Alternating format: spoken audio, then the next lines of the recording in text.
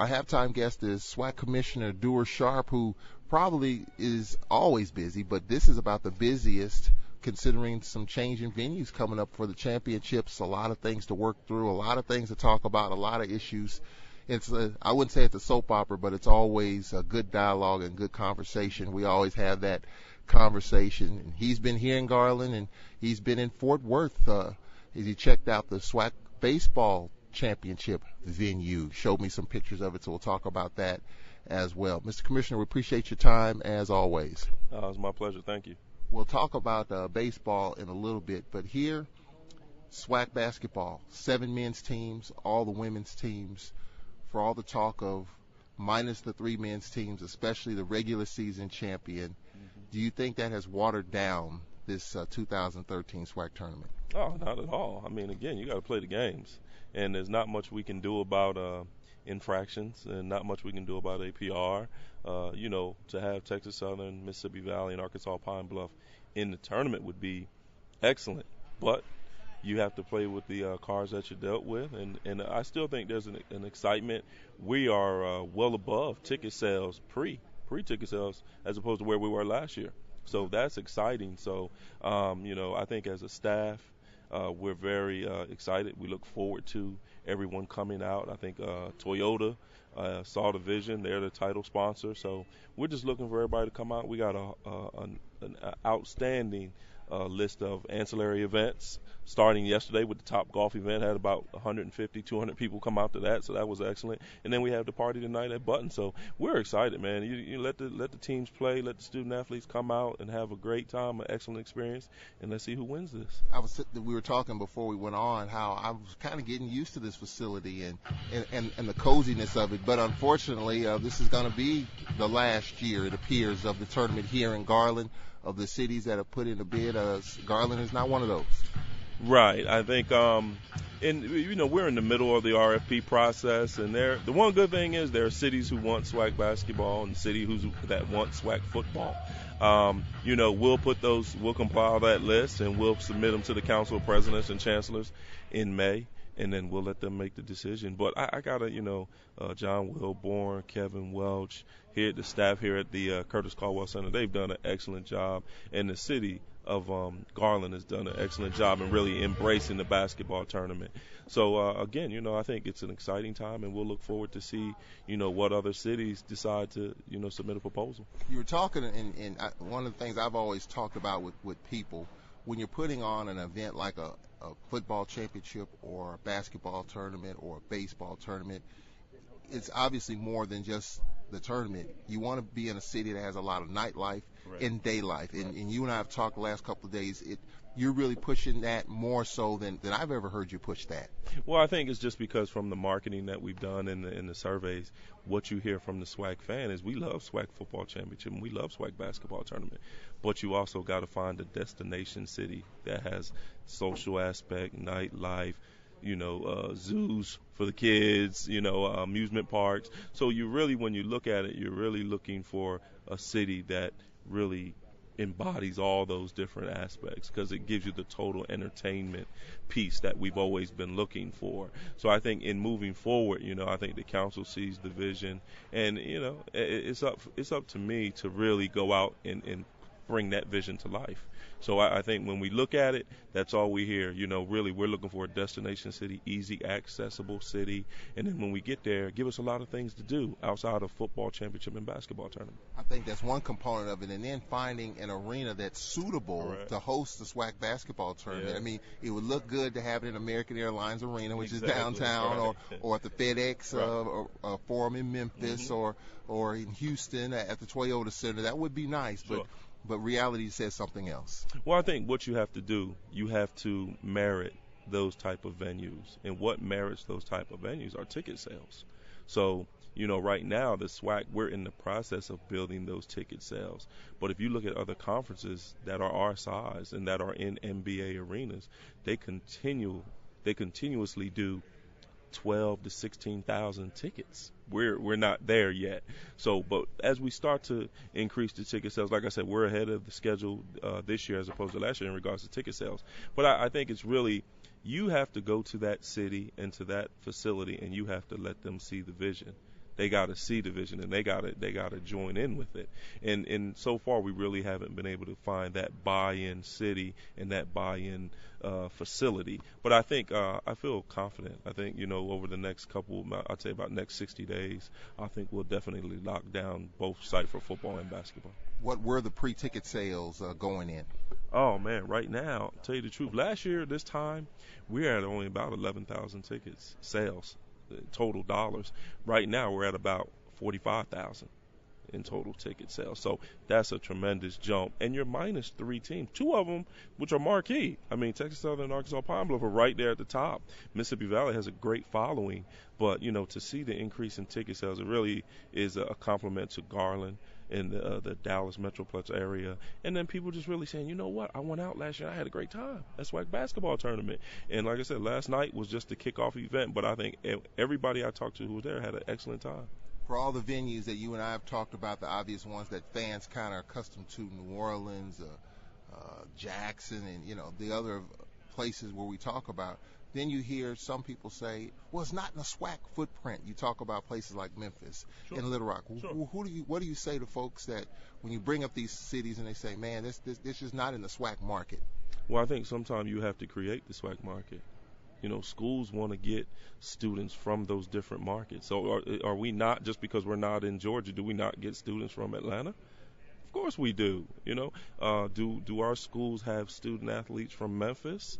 Of course we do. So just because you're not in the footprint in regards to we have schools in these states doesn't mean it's not a SWAC market. So you can go to Atlanta. Atlanta's the number 1 city for our SWAC alumni, but it's not in the SWAC market though. So Dallas is number 2. So we have alumni, we have market, but sometimes you have to go out and create that market. We have a product that people want to see. I get calls probably every other month about bringing an event to California. That's not a market. That's not a SWAC market. But do we have student athletes from California? Yes. Do we have regular students from California? Of course we do. So sometimes you just have to go out and create that market. And then there's a buzz. Where there's demand, there's buzz. And we have demand in certain cities that might not be in SWAC footprint. We're here with Commissioner Duer Sharp, SWAC Commissioner, here on At the Half of Alcorn Braves basketball. With the increased ticket sales in, it almost begs the question, then maybe we shouldn't leave Garland, Dallas, with all with those numbers that you talked about. Yeah, that's a great question. But again, as a conference, when we looked at it, we felt like we have tremendous momentum right now. With ticket sales where they are and the increase, setting the attendance records 2 years in a row. So why not see what else is out there? Because now we kind of feel like we do merit. We do merit the fact that we could possibly get into a downtown NBA venue, and we can possibly take the football championship to a different venue, a state-of-the-art venue, not knocking Birmingham. Birmingham is where we're housed at and where we're homed at, and it's a great city.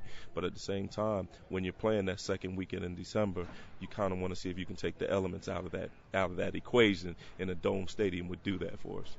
We talked about a place like New Orleans, and you and I have always talked about New Orleans because for a long time it was the home of the SWAC office, even though the original home of the SWAC office was in Houston. I look at the Bayou Classic. I look at the fact that we had the Spring Sports Championship back in the day in New Orleans. Yeah. I would have assumed that New Orleans plus the SWAC was a good marriage back in the day, right, and could be a good marriage again, sure, going forward. What do you think?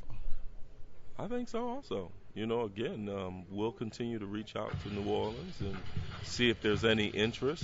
But again, it's been positive because with almost everyone we've reached out to, that the reaction and the response has been positive towards SWAC. Haven't seen too many cities who just said, no, we don't want anything to do with it. So that's always a positive. But again, for me, it's the next 60 days. Let me take care of the basketball tournament, and then let me get out and let me sit down face-to-face with these cities and show them our vision, the Council of Presidents and the Chancellor's vision of SWAC Basketball Tournament and of SWAC Football Championship, and see if we can get something done. One of the things that a lot of fans might assume is that the presidents work for the commissioner, when it's actually and I think if you look at the big pro sports picture, the commissioner of the NFL, Roger Goodell, works for the owners. It's the other way around, and it's the same thing at the college conference level. It's the commissioner that works for the presidents. Correct. Yes, I think if anyone, and what we might do is we might just put the actual SWAC structure on the website so people can see. The presidents and chancellors do not work for me. I work for the schools. I work for the presidents and chancellors. So for example, if I came to the presidents and chancellors and said, hey, if we took option number 2, that would be great for SWAC. But if the president said we're going to take option number 3, we're going to take option number 3. And I think, again, sometimes I've been in the conference for almost 10 years now. So I think a lot of people feel like, well, Duer Sharp tells the presidents what to do and they just do it. No, that's not the dynamic in which we live in. The dynamic is the presidents run the conference. The chancellors run the conference. The ADs and SWAs have some input. The conference office has some input also. But when you look at the hierarchy of SWAC, it starts and begins. It begins and ends with the Council of Presidents and Chancellors. So no, I don't run the office. I make a lot of critical decisions, but a lot of my decisions are okayed by the council. Yeah. They don't come to me and go, are you okay with that, Duer? I have to go to them and say, are you okay with this council? And they say usually yes or no. Yeah. And then we go from there. So when you look at what you've got going right now with a new basketball tournament venue, maybe football championship, baseball's going to be, 30 miles away in Fort Worth at least for a year, 1-year deal. Sure. How busy does that keep you, and how concerned are you that you have all this kind of coming together at once? You know what? It's an exciting time. And I'm not concerned at all. I mean, that's what I do. That's my job, to get out here. And then I'm also hands-on. I got great staff. Edgar Gant, Nitra Avery, Lakeitha Murray. Everybody does a great job. But at the same time, I'm hands-on, and I like to get out in front of people and see their reaction. Just don't send me an email. Your email tells me one thing, but when I can look at you and see what your reaction is to what we're trying to get done, that's when I know if I got buy-in, 100% buy-in or not. So for me, finding a new home for the basketball tournament, finding a new home for the football championship, or keeping it in Birmingham, or, possibly staying here in Garland.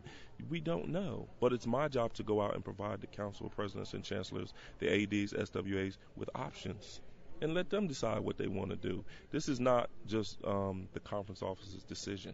It's a collaborative effort from AD, SWA, Council of Presidents, Chancellors, and the conference office, coaches, student athletes, and we all kind of have some input, and then you make a decision that's best for the entire conference, not one school or not one team, but the entire conference. I get the sense that with the Council of Presidents, there's a little more stability.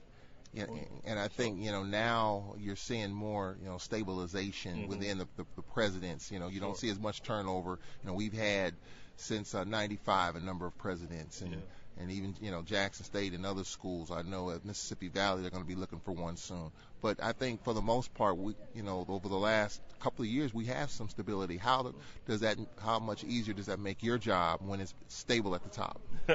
It makes it tremendously easier because they have rapport with me. They know me. We have trust with each other. I have equity built with them. They have equity built with me. So I think it makes it much easier when we're all on the same accord and we all have the same vision and we all know the same. We all understand the different the different conflicts and the different complexities of what we're trying to do. We're trying to move a conference forward in progress. And I think the council has been pleased with the progress. But now it's those big picture items. Where's the new home for SWAC football? That's a big picture item. Where's the new home for SWAC basketball? That's a big picture item that we have to answer. It's not just me making that decision. There's an entire conference and everyone has input. But at the end of the day, we have to do what's best for the conference as a whole. I think, President Brown brings a lot of experience to the council. President Wright, President Rutley, President Myers of Jackson State, they all are very smart people, or they wouldn't be in the positions that they're in. So to me, to bring them options, I just have faith in them that they're going to make the right choice. What's the biggest challenge? Here it is, spring of 2013. What's the biggest challenge facing this conference right now? For me, I'm going to say APR. APR continues to show itself, and it really hurts us in regards to, not having 3 teams here. It's so much easier for me to go out and get interest in the basketball tournament when I can tell them, yeah, all 10 of our men's teams and all 10 of our women's teams will be there. And then that way you're pulling from everybody. You're pulling from Arkansas and Little Rock, and you're pulling from Itabena, and you're pulling from Houston. I can't do that this year. I can do it, because on the women's side. But far as not having, Texas Southern and Omar Strong and Mike Davis and those guys here, that hurts a tournament when you don't have your actual player of the year participating in the tournament and your coach of the year, your co-coach of the year participating in the tournament. So I think APR, I'm not worried about where we're going to put SWAC football championship because people have interest in it. And I'm not worried about basketball because people have interest in it. We just want to give them the top three choices, options, and we'll go from there. We're here with SWAC Commissioner Duer Sharp here on At the Half of Alcorn Braves basketball. Good point, Mr. Commissioner, because it brings up another issue that, I get this put in my ear quite often. Okay, we've had 8 teams, we've had 7 teams, then it comes up, why not the regular season champ represent the conference in the NCAA tournament, the number 2 seed go to the NIT, and do away with the basketball tournament altogether? I'm sure there's probably no energy for that whatsoever. I'm assuming. Yeah, no, you assume correct. There's no energy for that. I mean, you want to give these student athletes, man. I think people who participate in our league and who were student athletes in this league, they understand the road that these student athletes take. It's long bus rides. It's a lot of hours on buses and a lot of hours in classrooms, a lot of hours on the practice field, practice court, track. So what you really want to give them the enhanced experience. And to me, to end your career at the tournament, playing at a neutral site, playing in front of your fans in a great facility is the way you really should end your career. And I think our student athletes really appreciate that. And it always gives you that hope. I might only win 1, 2, 5 games in the conference, but when I get to the tournament, we can beat some people and we can make a run. You look at someone like a Liberty, they're 15-20. Without that tournament, they don't have a chance to make it to the NCAA tournament. So it's always about the opportunity and accessibility. And I think having a tournament gives great opportunity for all teams, not just that one who wins the regular season. Because now if you're the regular season, now you come here and you got to finish the job. But if we didn't have such a great regular season, we come here and we have an opportunity to finish it the way we want to finish it and hopefully end up in the big dance. Of course, we have the Lady Braves who won a couple of games during the regular season and in conference with that opportunity after they made it to the championship game last year. We talked about the student athlete, and you and I have talked about this quite a bit of late. Just the voice that they have. How much stock do you put in some of the comments that they make when it comes to making decisions? A lot for me, because I was a student athlete, and I was also a student athlete who wasn't really involved in the decision-making process a lot. So we were really just told what was going to happen, and then you go from there. But I think, whenever you're sitting down and you're about to make a big decision, you want to get input from all different areas. So we talk to ADs, SWAs, we talk to the Student Athlete Advisory Committee. And that's the reason why these student athletes are on that committee, because they have something to bring to the table. They have expertise. They know they have the background. They have the first-hand experience of what they go through on a day-to-day basis. I don't. I haven't been a student athlete for over 20 years.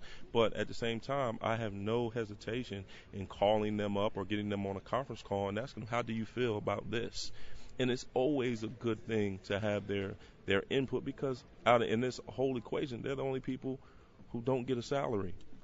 They're pretty much their grant and aid is their salary, and then they go out and they perform for that grant and aid. So whenever we're about to make a decision, we always want to have all the input from everyone, and the student athletes are a large part of that. Mr. Commissioner, it's been a busy week for you. SWAC Basketball Tournament. You started the week in Fort Worth as you got a chance to look at the facility in which it will host the 2013 SWAC Baseball Tournament. Sure. I lost a lot of money, Mr. Commissioner. I want you to know that. I lost a ton of money. I had guaranteed reservations in Baton Rouge, non-refundable. When you get those cheap plane tickets, non-refundable regardless.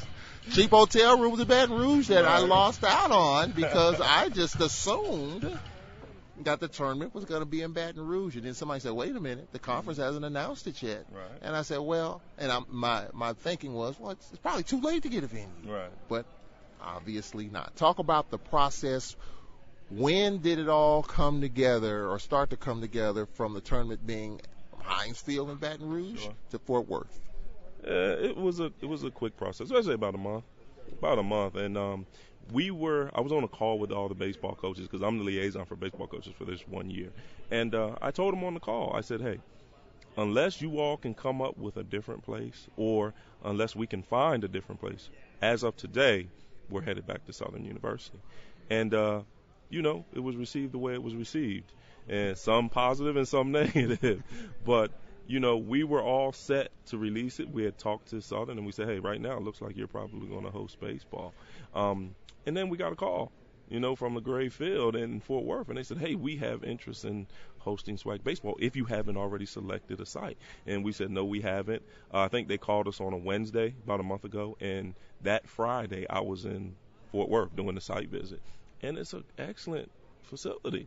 I mean, some Major League Baseball greats have played there. Hank Aaron. I mean, I was blown away. Babe Ruth played there. So when you look at the history, and it was rebuilt.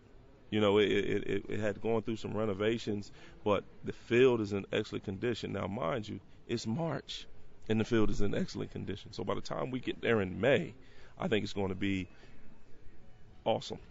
So I just feel like, to give those student athletes a true neutral site in a city that's a very nice city. I'd never been to Fort Worth until a month ago. And when you go through there, man, it has everything. It has you're probably about 20 minutes from Six Flags.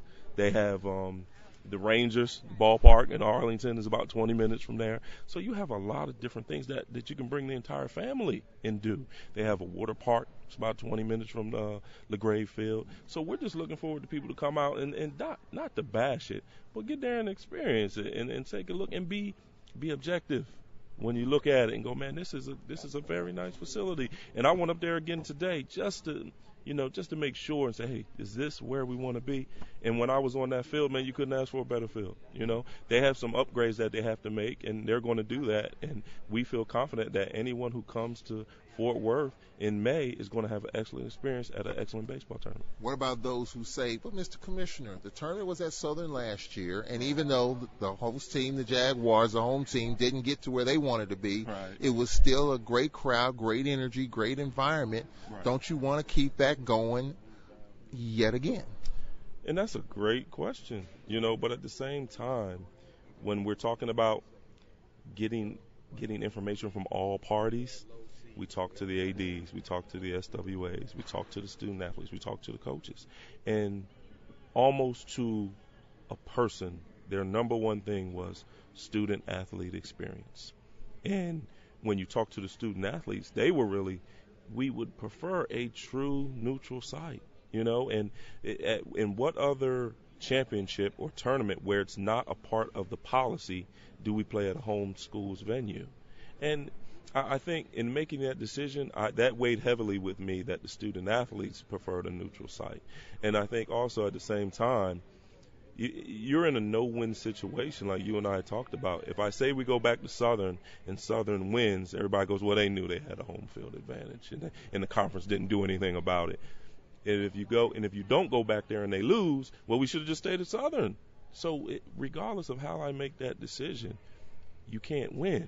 Half of the people are going to say we should have stayed at Southern and not moved it, and half of the people are going to say we should have moved, but if Southern doesn't win, we probably should have stayed anyway. So you got to do what's best for the student athlete. And when they said they would prefer a true neutral site, again, that weighed heavily with me. And then when I went there and I looked at the facility and I saw what a great facility that it was really pretty much a no-brainer.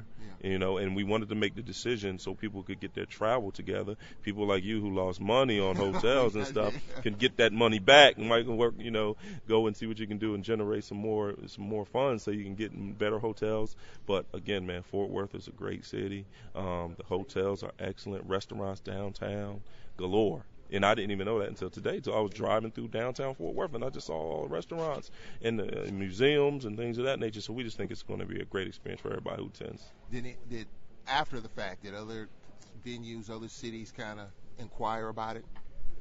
Not one. So it's either going to be Fort Worth or Baton Rouge.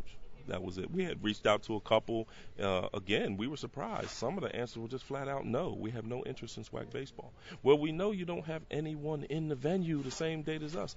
You know what? Nah, we'll stay empty. We don't want SWAC baseball in our venue. And you can't tell people what to do with their venue. That was their decision, and we moved on. So in a perfect world, where you think would be a good, because I remember back in the days was at Trustmark Park, Sure. And that was a great foundation for us. Sure. That slipped through our fingers. Smith Wills Field, Yep. Smith Wills Stadium. That was an okay venue if it didn't rain, even though it was hot as heck when that sun radiated off the turf. But it's been in Birmingham. It's been in different places. Where would you like to see the tournament ultimately, or does it really matter? Doesn't matter to me.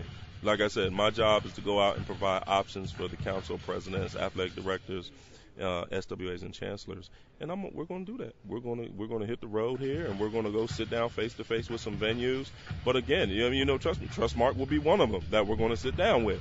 And again, centrally located for all SWAC, state-of-the-art facility. Again, like you said, we kind of let it slip through our fingers there when we were there for that 1 year. I wasn't the commissioner, so I'm not sure what all took place at that time. But again, we're going to find a place that is a first-class quality venue for our student athletes, our coaches, and our fans to come out and enjoy great baseball.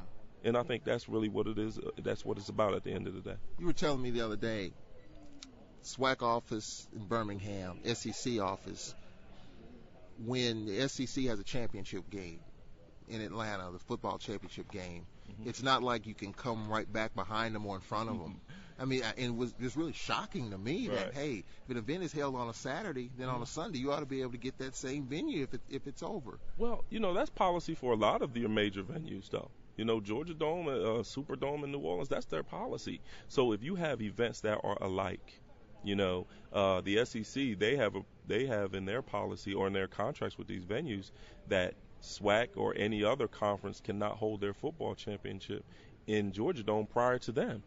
They have to be there first. So, I sat down with Commissioner Slive.